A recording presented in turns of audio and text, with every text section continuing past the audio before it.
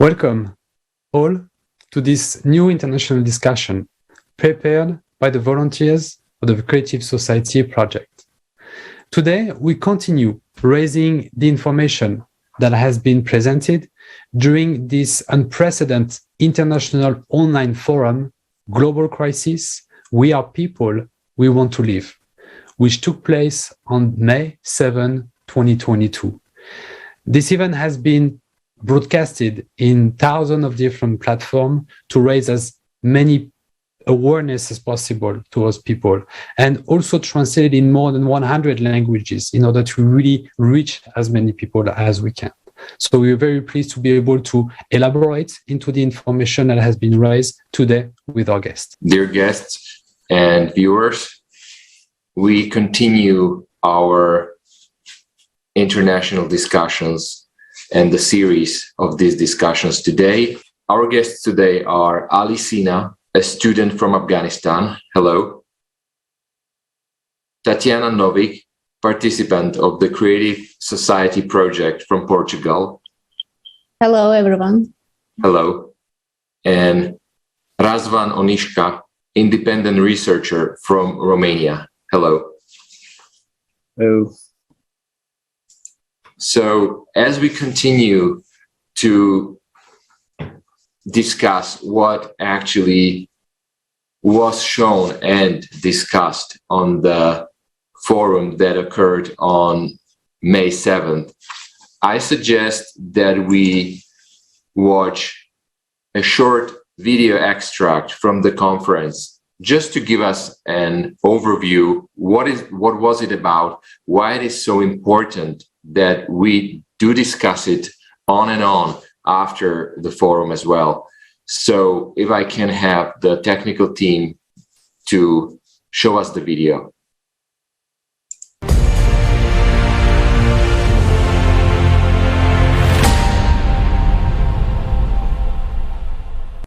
Greetings. I would like to welcome everyone to this unprecedented international online forum, Global Crisis, We Are People, We Want to Live.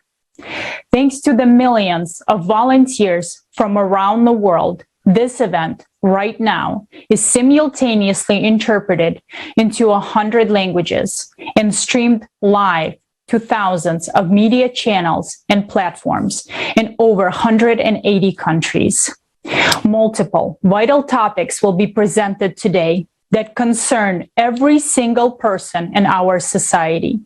Some might be difficult to watch to the point of unbearable at times. But if you fail to hear the truth now, tomorrow may be too late. The vital information and facts we are about to present will not be covered by the mainstream media. This forum is created for the people, by the Creative Society volunteers from around the world, because we are confident that if every single person understands that there is only one real enemy, climate, we have a chance not only to win the last war, but also to come out of these times with maximum benefit to ourselves and future generations. Throughout this forum, you will learn about the Creative Society format and why it is our only solution. We will show what a deceitful, dead-end, inhumane format of society we live in now, and why all attempts in the current consumer society to make any positive changes were unsuccessful.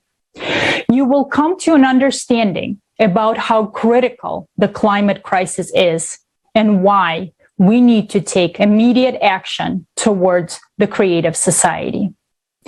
Each word that you will hear today has a deep meaning.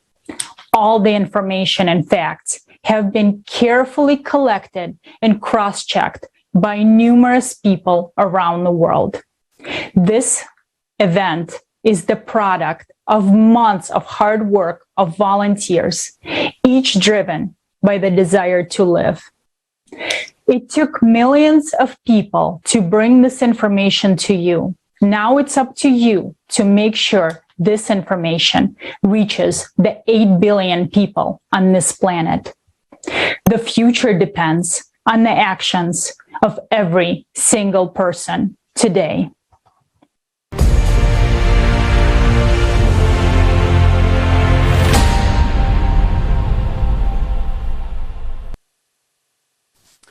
As we just heard, this information is vital.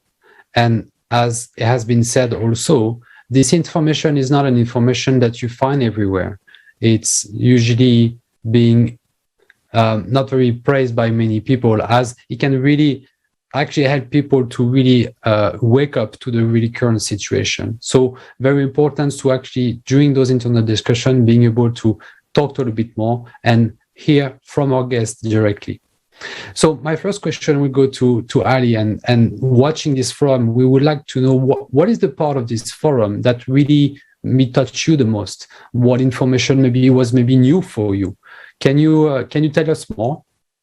I think about this forum that it's too important, and we should know about this crisis, and the people should unite together and do something for our world, and it will be too great. And if we don't pay attention to our problems and like this program that we are people, we want to live, it's the biggest program, and as I know, it's great, and we should continue with this. And the forum also, like this, we can say everyone and all the people should be united and team together and say something about those points. And as I know today, as Afghan boy, I want to say that we should try our best and try a lot to do something and to make sure ourselves that our world is not in danger, and we can do something for our world. And all the people should come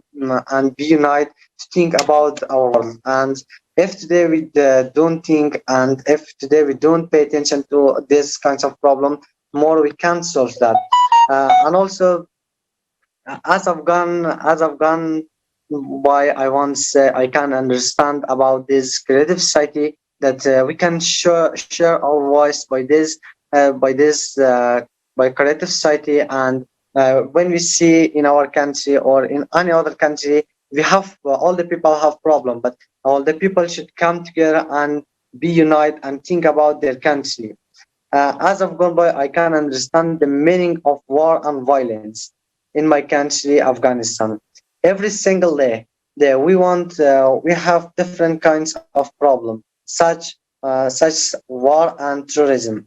But I can understand one thing is too important in the world, that all the people, most of the people don't want to pay attention about their country. Just they think about their self benefit, and they want to say about their self benefit, and they will not think about their world. And as all the people had mentioned, that we should our world, and we should make fight, and we can do something for our world, not for our self benefit and just for one country. We should try our best to do for the world, not for one country. And thank you. Yes, thank you, Ali. I totally agree with you what you just said, that basically we should all strive how together we can prevent wars, and also how to evolve as humanity, because we can do that only together and not by each individuals. Tatyana, perhaps you would like to share with us your insights or your thoughts, what actually touched you the most on the forum when you watched it, and when you what was actually the point that clinged to you? Thank you, Robert. Thank you, guys. Yeah, I'm so happy that I'm today with you. And yes, I watched the forum. Even more, I translated this forum to Turkish language, simultaneous translation. So, and subject with what touched me most, there was so many shocked information, as you told, and it is it is problem of all humanity right now, that, you know, it's all touching everyone right now in this planet, and we have to do something about this. For example, I didn't know about CO2, how, you know, how anthropogenic factors, you know, how the fashion industry, that, you know, that they are throwing the clothes, new clothes, you know, in the other part of the planet, people are having problems, and in the another part of the planet, side of the planet, in another side of the planet, we are just throwing the, you know, new clothes, new cars, you know, and food that, you know, is not even arriving to the stores, you know, to shelves, and so many people are just starving from, you know, from hunger. And these subjects are really very important, and it really touched me. And about technologies, that we have so many technologies, you know, I didn't even know about vertical firms that, you know, can provide so many people, you know, you know, those technology can really solve all our problems right now. And this is really, it shocked me. And thanks for this forum. Thanks for all people who did this forum. You know, I learned so many things. Thanks. Thank you.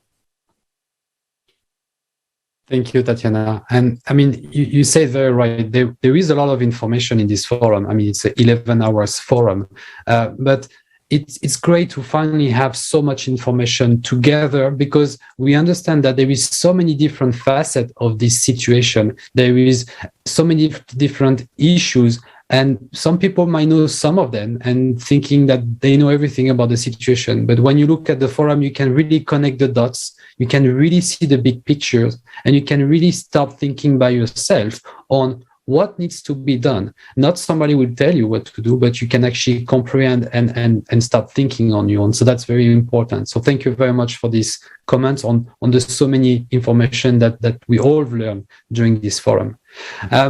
My next question to Razman, and similar question, I have to say, regarding the forum, what is a topic that really touched you the most?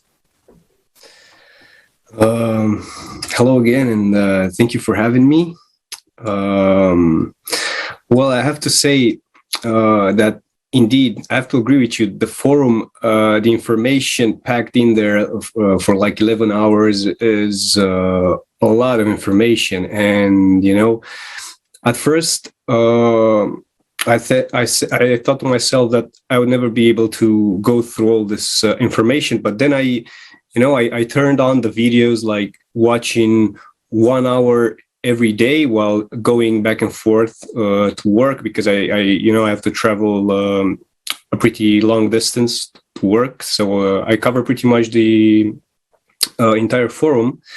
And there are a few, like, what shocked me at first was like the magnitude of the issue that we as a creative society are, trying to solve, and coming from, a civilian perspective and not from an authoritarian one, like not coming from the government. This pretty much shocked me, and I became intrigued of how the creative society, intends to solve all these problems. And then, of course, there were some pretty, beautiful things that you touched on, like the consumeristic society that we are part on today, and the amount of pollution that consumerism and the way consumerism does, and the waste of so many vital resources, especially when, in some parts of the world, there is trouble with hunger. And we in the West, like the consumer society is throwing, so much food. And as Tatyana pointed out, the vertical farms, that can provide solution to, everybody who's suffering from hunger and this stuff. So the most shocking thing was the initiative coming from civilians, and the fact that you guys, like the creative society, wants to move this forward into the politic and to propose referendum, I think, on these issues that are, are pretty much vital for us as a society, and for us as a collective of civilians, because nowadays, as you guys know, in most of the world, we are divided. The notion of the family, the notion of community is being shred apart, and this is because the powers that be, they want us to be fighting on our own, and when we are on our own, we are disempowered. But as a community worldwide, like Creative Society has people all over the world, we can regain the power, and we can have tremendous impact even on a political level. So the challenging nature of Creative Society mission is what triggered me to take part in it and to discover more about the plan of how you guys are trying to do this. And I was pretty much impressed, and that's why I'm here with you today to learn and share more information for people to to understand not only the implications of the problem, but also the solutions and the potential that we have as a community. Thank you very much for your answer, and thank you very much for really re-emphasizing this forum. It's not just about our misfortune at the moment and the cataclysm, the pollution, and the problem that we're going through. It's even maybe mostly about the solution and what is the Creative Society, what is the plan implementing the Creative Society. So thank you very much for re-emphasizing on that part, because it's a crucial part of our future and where we are here today to talk about.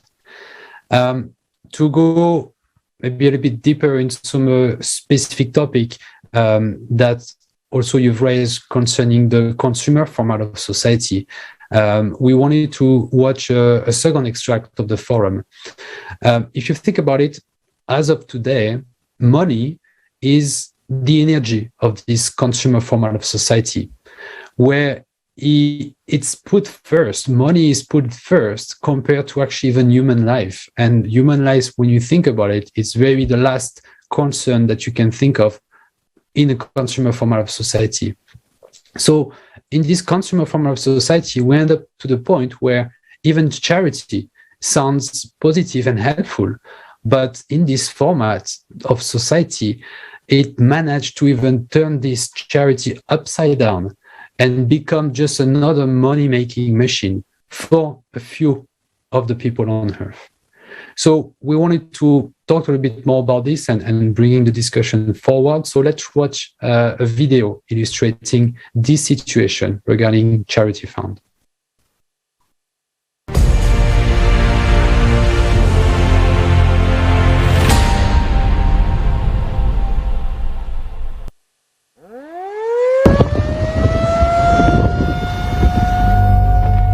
Perhaps you may think it will never happen to you. While those people have been given all the help they needed and they are now safe. And indeed, there is now a huge number of organizations and foundations dedicated to helping people. The largest of them, the United Nations, is positioning itself as the guarantor of peace and security of humankind. For decades, we have been hearing beautiful slogans and promises from high rostrums. If you listen to these loud statements, it may seem that we will solve all our problems. There will be no more poverty, no more hunger, no more wars, and we will all live well. After all, there are over 100 international organizations working under the aegis of the United Nations to solve the world's problems. For every new problem, a new organization is created. Every year, UN member states pay huge contributions to these organizations. In fact, this is money from our pockets. These are the taxes we pay to the state. Between 2010 and 2020, according to official data, the 44 UN organizations alone raised $540.4 billion. contributions to the UN organizations have increased by 58% over 10 years. But let's take a look at what we have achieved over this period of time. The largest amount of money today goes to solving the problem of hunger. The main UN organizations to tackle this problem are the World Food Program, WFP, and the Food and Agriculture Organization, FAO. They have raised $79.8 billion over the last 10 years. Current estimates are that almost 690 million people are hungry in the world and 750 million people are severely food insecure. The Food and Agriculture Organization itself predicts an even greater increase in hunger by 2030, 841 million people. So, the World Food Program is projecting funding needs for 2022 already at $13.9 billion. So they say, there will be more hungry people, so they need more money. It is a legitimate question.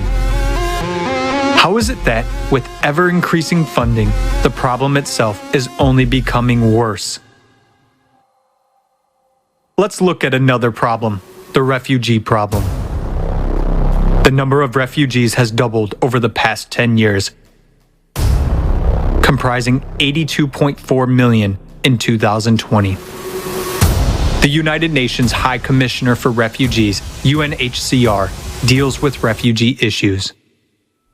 Over the past 10 years, funding for the organization has increased by 56%, reaching $4.8 billion in 2020.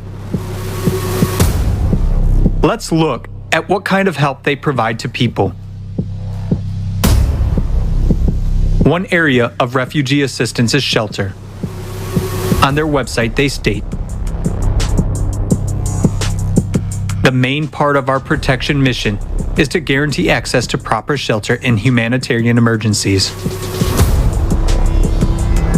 We provide tents, distribute plastic sheeting, and develop strategies, tools, and guidance in emergency situations, and provide emergency assistance to those who need it most.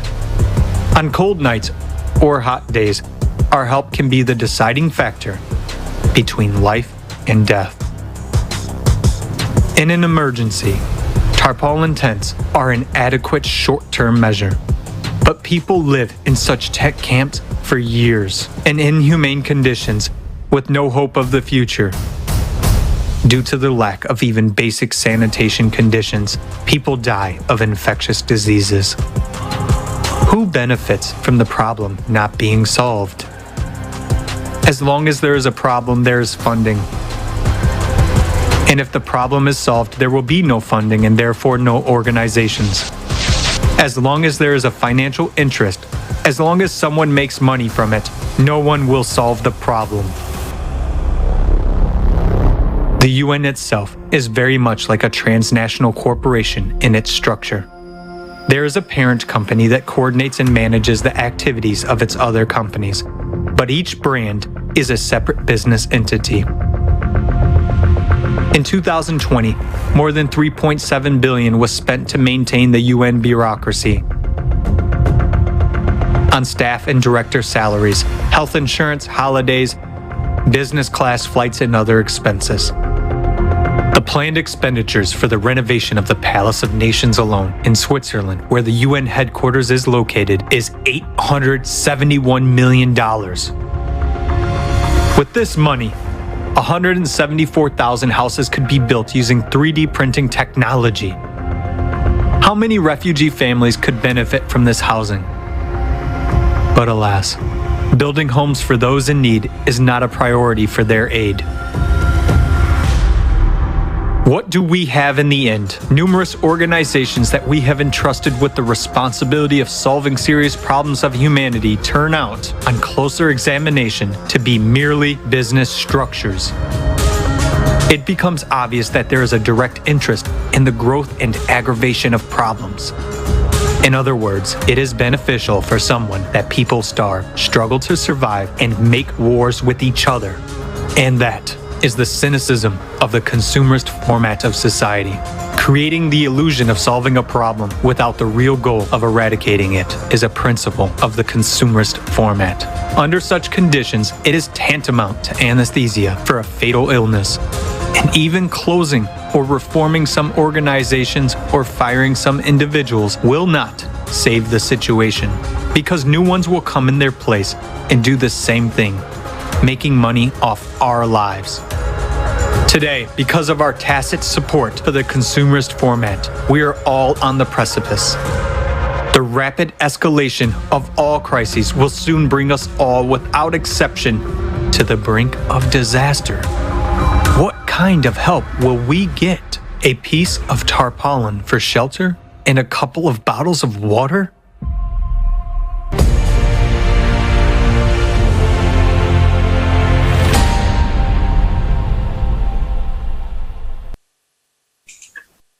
Yes, dear viewers, as you were able to see, we're spending billions of dollars each year on so-called solving the problems. And one would expect that they would be already a history, but the reality is actually different.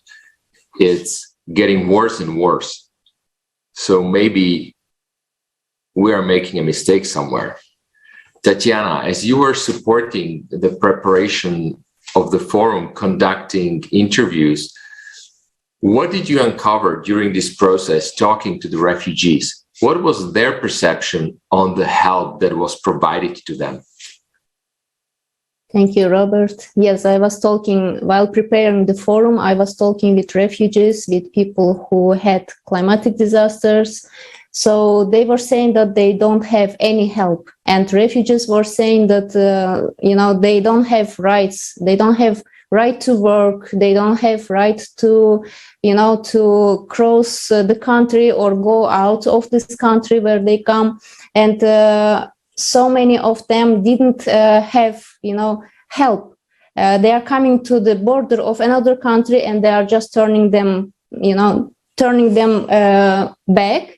And more important, physical violence, sexual violence, they have faced all those stuff. And it shocked me because, whenever I was talking and joining these interviews, I was always, it is really heavy information. It is very heavy to hear how people are suffering, because they don't have enough food, they don't have water, they were eating grass, land, I don't know. And it is just to cheat their stomach. They were saying that we are doing this to cheat our stomach. And, it is very heavy to hear. And I know that I'm living in a good condition right now, but I don't have any guarantee that, tomorrow I will have such condition still, So this is why I'm joining the Creative Society project. I'm joining to you guys, to all people who wants, peace in our world, who wants to live, who wants, proper conditions, So this is what I also want. And not only for myself, I want this for all people, because I'm seeing how people are suffering. And I don't want to go out and, if something happened in this country or in any other country where I am right now. So I know that the same stuff will, is waiting for me. So, and I just want, these problems to be solved. So this is why I'm joining. This is why I want the peace in the world. So thank you. Thank you, Tatyana, for your answer. And you're very right. And you are able to speak from a first-hand experience, talking to those people themselves, that the funding, the help that many organizations, more than like hundreds of organizations, are claiming to bring to them, it's actually not happening. Either it's for refugee after a cataclysm, either it's for refugee after a war. There is a lot of those people in needs that do not have the help that is needed, either to dress themselves, to just live in a house, or to be educated. And to be able to move forward, because it's not just solving the problem of a catastrophe, but how you're going to move forward in your life after such an event, and how we're going to support people to do so. If the consumer format of society it's focusing on money and not human being, yes, those human beings cannot expect such a great future. Talking about education, that's the future of the new generation. The way they are educated will determine the way they will be able to drive the future society. So I wanted to ask a question to Ali, currently a student. We heard that the UN, for instance, is spending a lot of money on bringing help, education to some countries, but in reality, it's not very successful. You are currently living in Afghanistan. Can you tell us more about the view that you have on how education is being brought to the youth of your country, and if there is challenges here?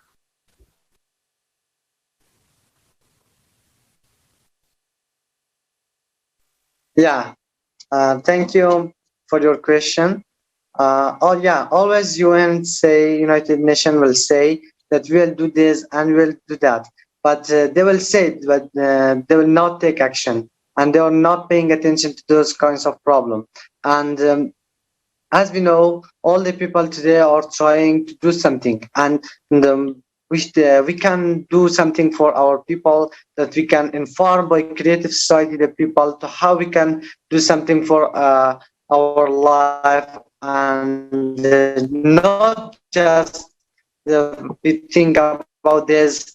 I am from Afghanistan, or this from Canada. This no, man. We should do something for humanity, and we should inform the people. Creative society will say and share our voice with everyone, that all the people should aware and inform about that. And as I know, UN always say something, but they will not take action. Instead of that, ourselves should pay attention to that.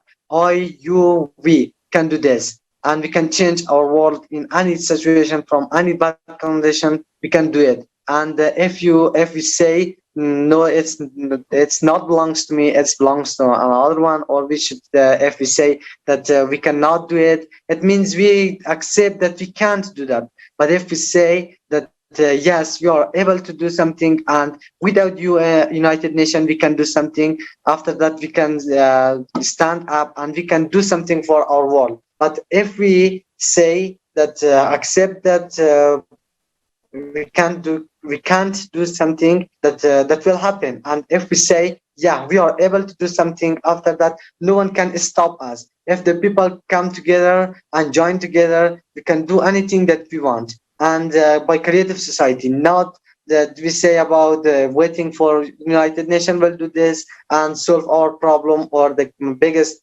problem is climate change. That the people will not pay attention to that. Also, the United Nations don't pay attention to that. Just they are saying we'll do this, we'll do this, and we will do that. But again, we say they are saying, but they will not act, or they will not show their action that you are doing that. And most of the time, when I see something, and when I heard some of the news, and as she said before, that she was right, and she said that most of the people are trying to do something for their world, and they can do, and they can achieve that. And as I know, in Afghanistan or in any other country, that most of the people are thinking about their self-benefit. They are not thinking about that if we don't take action for this problem, tomorrow is too late, and we can't solve that in our world. And always remember one thing, that if today you don't do that, tomorrow one day will unfortunate about that, and you will say, yeah, well, that was the time that I should do that. But again and again, you will unfortunate about your life, and unfortunate about your wasting time. And as I know this much, and thank you so much. Thank you, Ali. Yes, we as people can do a lot. And also, for example, when I was watching the video about the funding and about the organizations, it's really weird that we should have also the education at the same level anywhere on the world, regardless whether it's Australia, whether it's India, whether it's Brazil, United States. So when you are, let's say, moving from one country to another because of job or because of something else, you don't have to think about, oh, where will my kids go to school? Because they would be same level exactly anywhere and free of charge for everybody. That's most important because kids are our future. Also, Razman, I have a quick question for you as well, because I know that you did a lot of research on your own and basically you watched the forum, not just like a viewer, but like a researcher. And just like our scientists, you found an explanation what happens to our planet right now. Could you please share with our viewers shortly and what actually, to your mind, we people can do in this situation? Sure. This used to be a pretty sensitive topic until recently. This kind of information was kind of kept under the rug, but now it's coming out in the open, and researchers and people all over the world are not afraid to talk about this anymore. So it's not a taboo subject. So there's been a recent archaeological discovery at Göbekli Tepe in Turkey, where they found what they consider to be the oldest settlement in the world. So it's roughly 12,000 years old. So it's like 5,000 years older than the previously the previous settlement that was considered to be the oldest. And what this does, like coupled with the data that scientists have gathered over the years, with the retracement of icebergs, of ice, with the heating of some areas and the drying of some lakes. What they discovered there at the temple was that the people there recorded in stone an event that was a really powerful event. It kind of separated the old world from the new world that was to come. In other words, they spoke about in stone of what scientists believe to have been a cataclysm. That's related to so many factors, and now there are researchers like Randall Carson, that's a really good, he's a professor in the US, I don't remember exactly where, that's speaking about this. So they coined the term the Younger Dryas event. So this is a huge cataclysm that occurred like roughly 12,000 years ago that scientists now believe it's going to occur again. So they're talking about cyclicity in cataclysms, that are occurring on Earth, and now they believe this is happening like every 12,000 years or so. Do we have some facts about this? Yeah, of course we have some facts. So of course you guys have seen. So the first most important thing is that the magnetic poles are shifting. They're moving. They're moving at an average rate of about 50 kilometers or 30 miles each year. So this has been intensifying. I have here a quote from Ciaran Began of the British Geological Survey in Edinburgh. He said that the poles are moving at about 50 kilometers a year. It didn't move much between the 90s until 1980, but it's really accelerated in the past 40 years. So we have the poles that are, they're moving much faster than before. And what this does, it comes with a series of climatic changes. Like everybody has seen the fires in the Siberian region. Okay, so Siberia, it's a vast unpopulated region. In Russia, it's close to the North Poles, and there have been temperatures there that haven't been recorded since in our modern history. And what this causes is it destabilizes the planet. Like while the temperatures there have risen, the temperatures over Europe have fallen. So we recorded we had record low temperatures in Europe.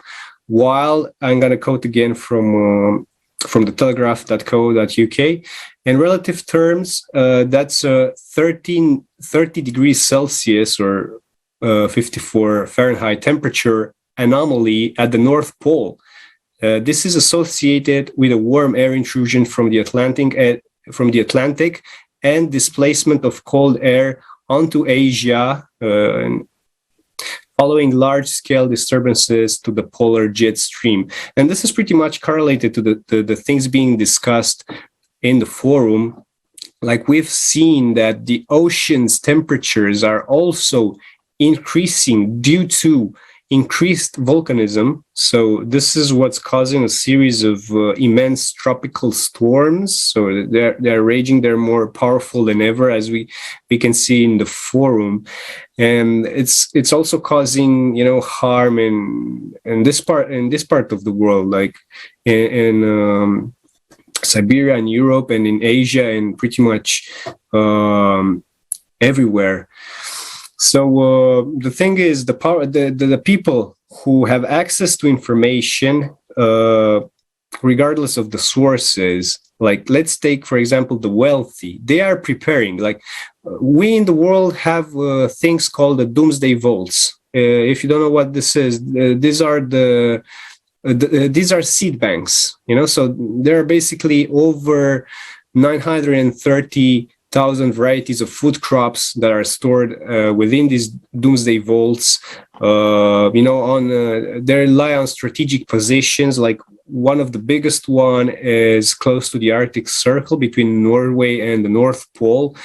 You might ask why is it strategic there? It's freezing, but it's freezing now. But with the poles moving and with the climatic changes in Norway, and the North Pole will melt. The North Pole, contrary to Antarctica, that's a continent, the North Pole is a series of islands, of frozen islands that made of ice, entirely of ice. So there's no foundation there, So with the poles moving, the North Pole will melt, and in Norway there will be, a pleasant climate, and it's going to wreak havoc in the rest of the world. Like in the past, like we have these changes occur cyclically. Like we know from the past that in Antarctica, that's now frozen and inhospitable, and it doesn't host any kind of life.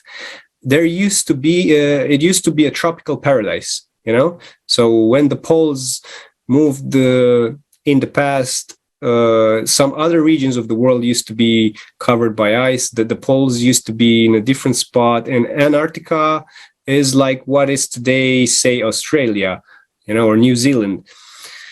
And the rich, they know about this. They have seed vaults everywhere, and they're also buying land. They're buying land massively in Australia and New Zealand because they have, the data that a continent the continent that's now submerged, like the landmass, is going to rise. It's going to form a continent. So Australia will join New Zealand through a land bridge and all this stuff. So it's really a strategic place to do so. So people who are buying there, who are buying land there and investing massively are guys like Bill Gates, that everybody knows, Mark Zuckerberg, and Peter Thiel, like the co-founder of PayPal. They've invested massively there. And what's really surprising, where are they getting this data? Well, I mentioned Randall Carlson. So before him, there were some other reputed climatologists that, before the Younger Dryas theory was accepted in the scientific circles, these guys, received the critics. Although they were recognized because of the accuracy of their data, whenever they did something, that challenged the established paradigm, they would be ridiculed. And there was this book classified by the CIA, a book called The Adam and Eve Story. And yeah, pretty much it has nothing to do with the Adam and Eve that you're thinking about. It was written by a guy, Chan Thomas, who is one of the most renowned researchers on cataclysms at that point in time. So the book was written, I don't know, sometimes during the 1930s. And the CIA classified this book. It was about cataclysms, and it was declassified only recently through the FOIA Act. So again, the people, who pressured some governmental organizations to declassify some of the stuff. And what we read in this book, fortunately, I have the untampered version because the CIA only left some parts of the book. So I'm just gonna read to you the first few excerpts from the book. So it says like this: with a rumble so low as to be inaudible, growing, throbbing, then foaming into the thundering roar, the earthquake starts. Only it's not like any earthquake in recorded history. In California, the mountains shake like ferns in a breeze. The mighty Pacific rears back and piles up into a mountain of seawater more than 2 miles high, then starts its race eastward. With the force of 1,000 armies, the wind attacks, ripping, shredding everything in its supersonic bombardment. The unbelievable mountain of Pacific seawater follows the wind eastwards, burying LA and San Francisco as if they were but grains of sand. So this guy is talking about a sudden event, that's taking place, supersonic winds, earthquakes, like powerful earthquakes that generate tsunamis that wipe out, as he says, LA and San Francisco. Nothing stops the relentless, overwhelming onslaught of wind and ocean. So, of course, there's more to it. I have only a few brief excerpts. This one says, in a fraction of a day, all vestiges of civilization are gone. And the great cities, Los Angeles, San Francisco, Chicago, Dallas, New York, Boston, are nothing but legends. Barely a stone is left where millions walked just a few hours before. So they're talking about the entire wipeout of of North America, at least the cities who are on the coastline. And we know that over 70% of the population lies on the coastline. So it'd be really if this cataclysm is really real and it happens cyclically, it's going to be a massive tragedy for the people. Here in the book is described how people are running for the mountains, how new land emerges where once, like where now it's water, where now it's the ocean, new land emerges, like it happened with Hawaii. That's the youngest land on Earth. So after 7 days, it stops. On the 7th day, the horrendous rampage is over. The Arctic Ice Age is ended, and the new Stone Age begins. The oceans, the great homogenizers have laid down another deep layer of mud over the existing strata in the Great Plains, as exposed in the Great Canyon, Painted Desert, Monument Valley, and the Badlands. So this says that after 7 days, our civilization is wiped. There are people who survived, going to the mountains. He points out that evidence that we already have in the Grand Canyon, in the Painted Desert, Monument Valley, the Badlands, and I would add places like Sahara.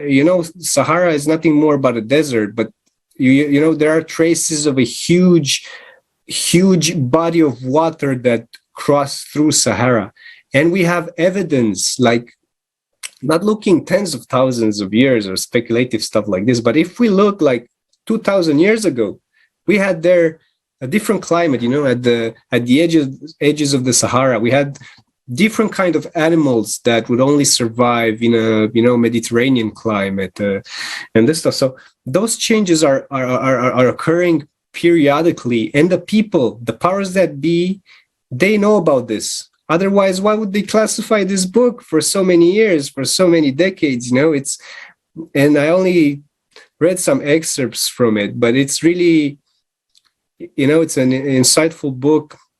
It also correlates the myths of the Sumerians. They have their own Noah, the own legend of Noah. But without further ado about this, scientists today admit that a massive disaster, a massive natural cataclysm might occur on Earth, and we're not going to be prepared for this. Only the wealthy, the wealthy, the elites, the powers that be, they are preparing for this.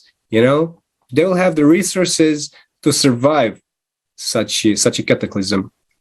And at any rate, before this time comes, like the guy, like Chan Thomas, he says he'll give us another 200 to 500 years, for this to occur. So before this, another series of cataclysms will take place.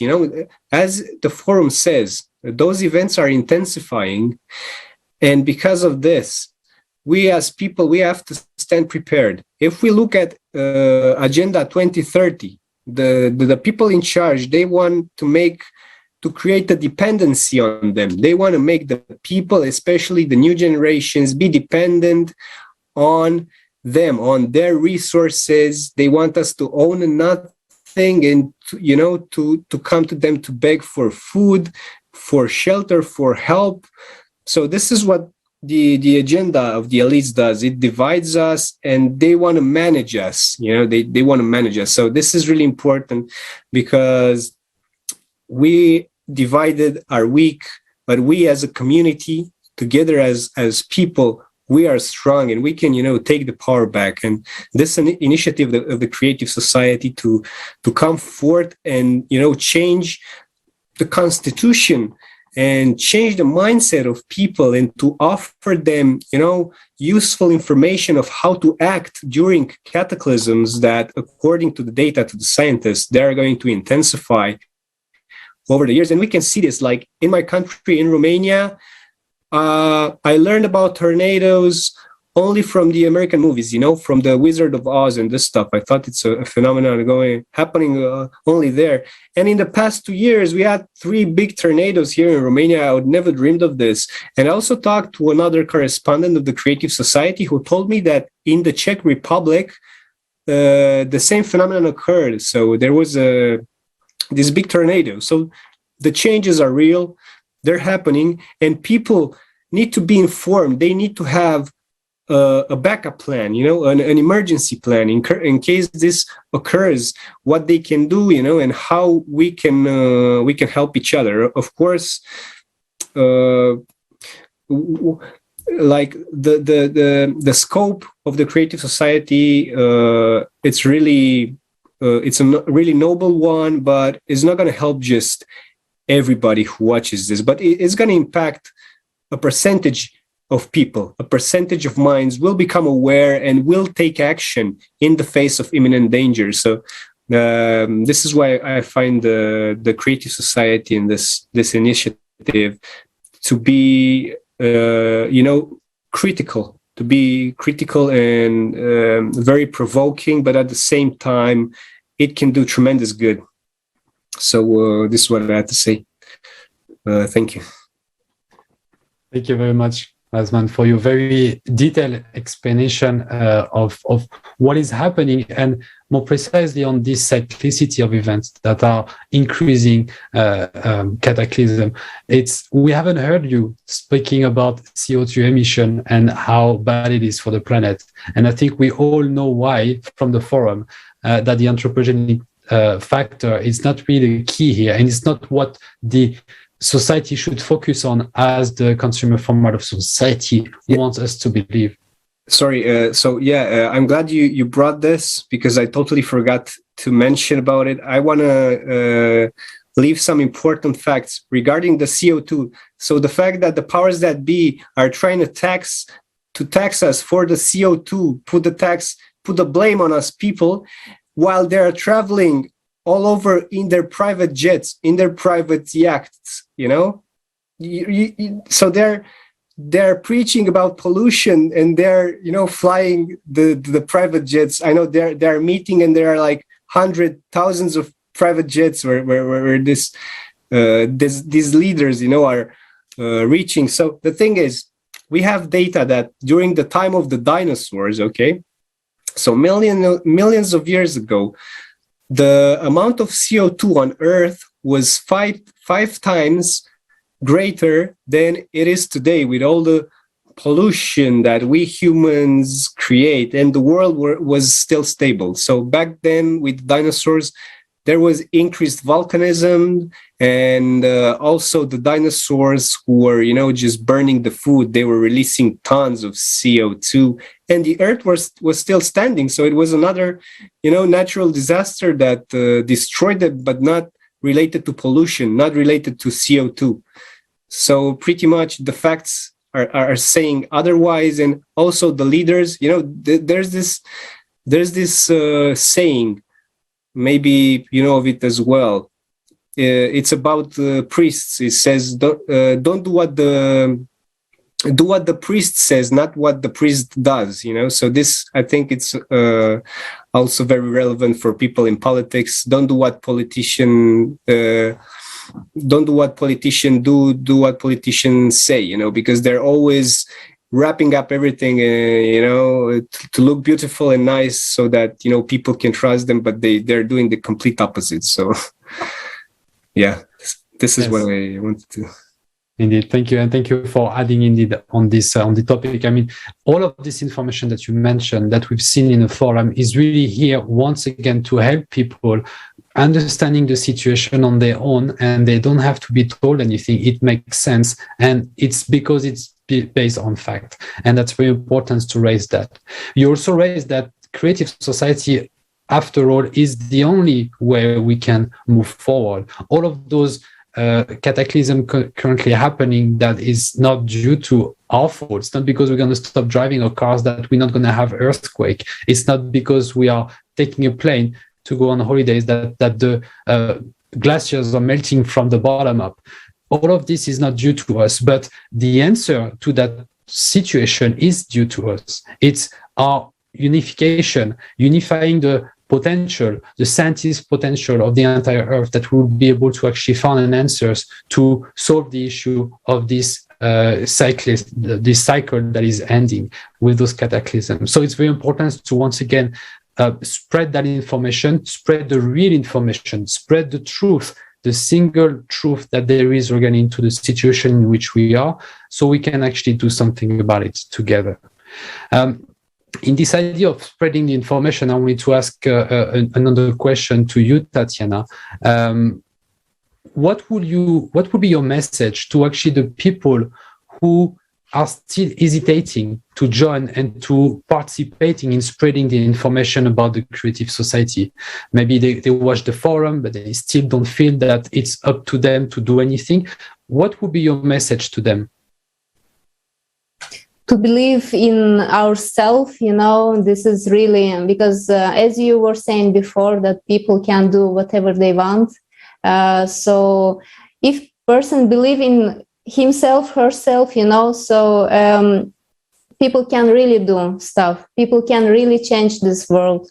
And, my message for people that all that we have, all the situation that we have right now, it is all created by us, by people. And I'm 200% sure, even more than 100% sure that we can change all this by ourselves. We can change, and also I would like to say that, we have to take responsibility to ourselves. We have to take responsibility to our actions, not sitting in the couch and saying, okay, this project is like this, those people are doing this, or I don't know, criticizing, or I don't know, some comments or something. Just get up and do. Just join us and learn what is the Creative Society project, what we are proposing. We are not just talking. We are, we are giving the solutions. The Creative Society project. It's not.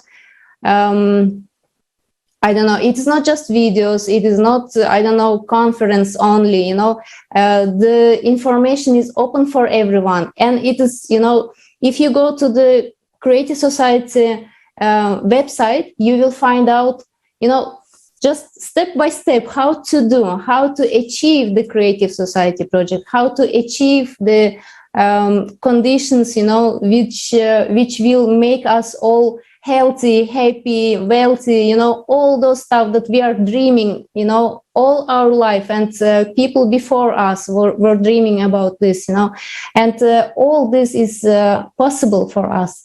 And we can all achieve this by uniting.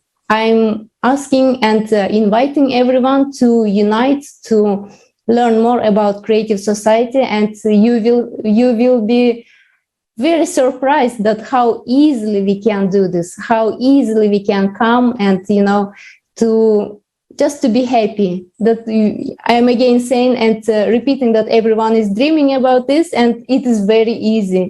I didn't know about all this just, 5 years ago. I didn't know. And when I when I joined the Creative Society project, step by step, I started learning more and more and more, and I find out that it is very easy. Just we need to unite. Thank you so much. Yes, Tatyana, it's exactly as you were saying. And not only like that, we're constantly facing other people's telling us, oh, and how many of you are there? We're going to join later on when it is. Guys, it might not be that there will be a later on. So, as you said, we have to act now and we have to unite. Ali, what would be your message to these people that are still hesitating and thinking that maybe later, maybe it's not just time for us to join? What would be your message to them?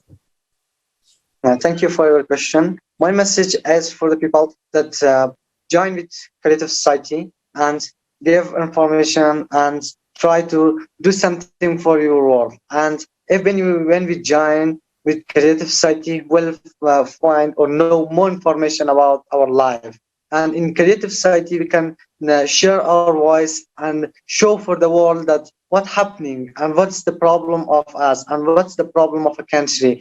Such problem right now, Ukraine doesn't have good situation, and they can share this problem in Creative Society.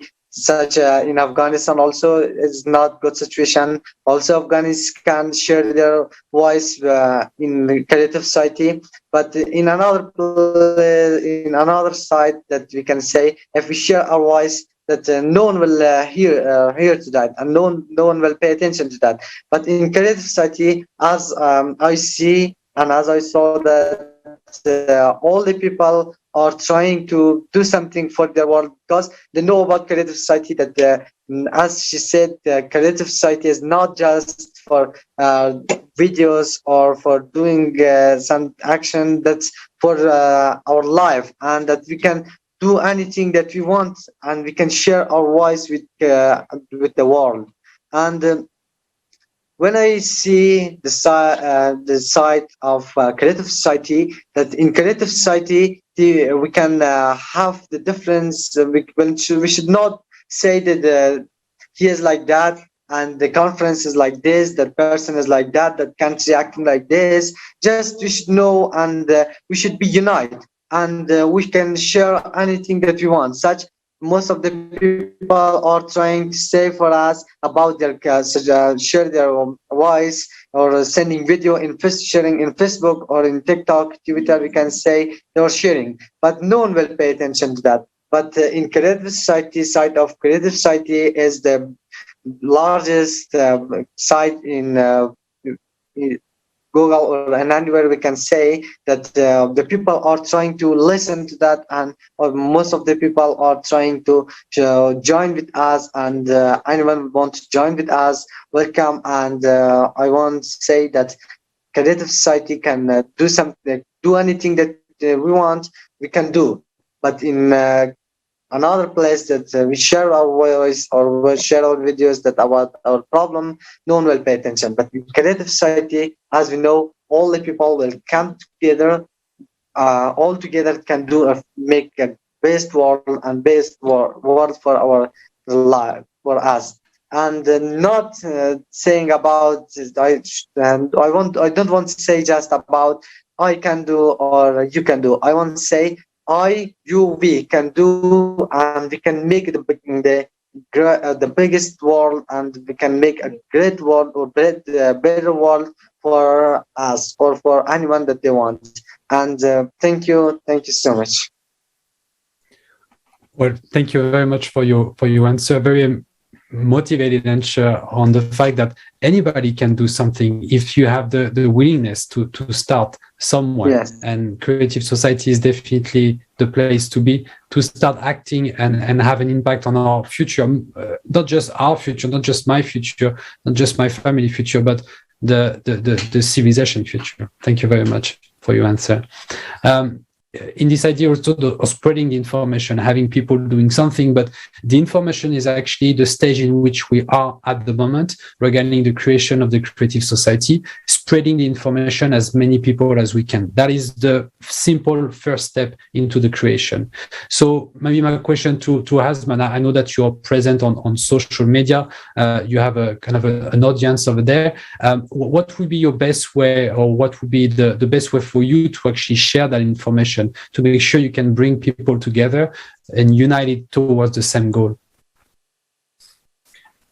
Yeah, well, definitely having an audience on social media can help. So in this regards, I'm more than happy to be sharing this information via Instagram, via Facebook, and also via Twitter. And I can do it in a way that, first of all turns people's attention on, and then making them aware of what is happening. And of course, I think the best way to share this information is by word of mouth. Just like the more people become aware of the situation, of the problems and the solutions, they can just go and personally talk to other people, like their relatives or their friends, and this way a lot of people can learn about the creative society. So I guess the content should be adjusted for every social media platform, because somebody on TikTok or on Instagram will never watch the forum that's 11 hours. That's content for YouTube. So if we just transform each and every one, if we can transform the content for the needs of every social platform, I think this would create a really good impact. And there are so many social mediums that we can share this information. So once it reaches people, I think the word of mouth would be the decisive factor. And other than this, I think a lot of people have become aware of the creative society once it reaches phase 3, where we planning on creating referendums, in the country. So this means tapping into politics and making the the politicians aware. I think this is going to be the mass social distribution of information regarding this cause that exists. So until then, if we're acting together, and if we're either sharing across social or just talking to our friends and our relatives, we're gonna have an impact, with creating awareness at this point. Thank you, Rosman. Yes, I totally agree with you that right now we are building a foundation for the structure of the creative society, and we have to inform everybody, because every 8 million people, because if we fail in that, then the structure will fall down even before it's finished. So that's why the informing is very important. So thank you, dear guests, for your inspiring contribution to spread this vital information to all. Dear viewers, if you still wonder how to act, if raising these topics don't make you indifferent, you can also join by going to either sending us an email at info@creativesociety.com or going to the webpage creativesociety.com and looking for the content there and clicking that you would like to join. I would like to now pass the word to Jonathan as well.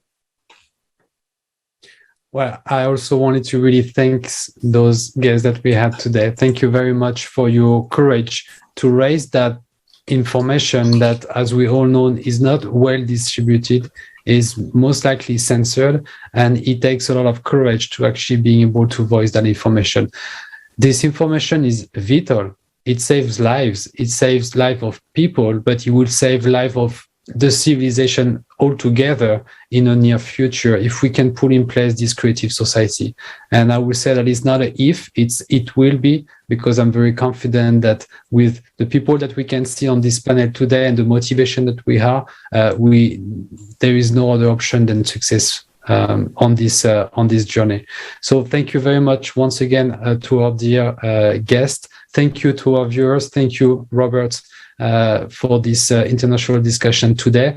And we are really looking forward to see you all, dear viewers, into our next international discussion coming very soon on the Creative Society channel. Thank you very much.